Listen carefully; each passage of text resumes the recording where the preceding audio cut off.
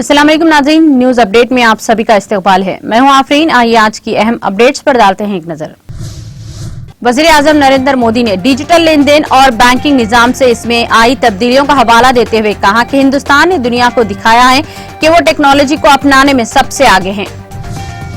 पीयूष गोयल ने कहा कि अपोजिशन पार्टियों की रहनुमा जिस तरह माफी किस बात की कहते रहे हैं, ऐसा लगता है कि वो मार्शलों के साथ मारपीट और ऐवान में हंगामे की हिमायत करते हैं। नायब सदर जमहूरिया वेंकैया नायडू ने कहा कि माशरे में माजूर अफराद के लिए मसावी मौक़ों को यकीनी बनाया जाना चाहिए ताकि वो पुरवक़ार जिंदगी गुजार सकें। बहुजन समाज पार्टी के रहनुमा कुंवर दानिश अली ने जामिया मिलिया इस्लामिया यूनिवर्सिटी में मेडिकल कॉलेज खोलने का मुतालबा करते हुए कहा कि इससे जुनूब मशरकी दिल्ली के साथ साथ मगरबी उत्तर प्रदेश के अवाम को भी फायदा होगा। सदर जमहूरिया रामनाथ कोविंद ने 5वें बैनुल-अक़वामी अम्बेडकर इजलास का इफ्तिताह किया। इस मौके पर इज़हार ख्याल करते हुए सदर जमहूरिया ने इस अहम इज्तिमा के इनेकाद के लिए दर्जे फेरिस्त जातों, SC और दर्जे फेरिस्त क़बाइल ST के कानून साजों और अरकान पार्लियामेंट के फोरम की सताइश की।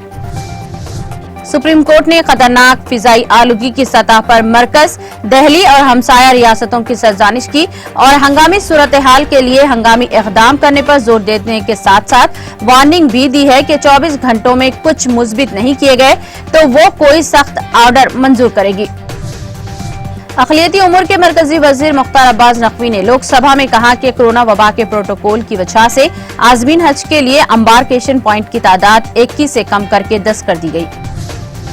कांग्रेस ने कहा है कि मगरबी बंगाल की वज़ीर आला और तृणमूल कांग्रेस की सुप्रीम ममता बनर्जी असूलों की नहीं मौका परस्ती की सियासत करती है और इन्हें कांग्रेस को कोई मशवरा देने से पहले अपना जायजा लेना चाहिए।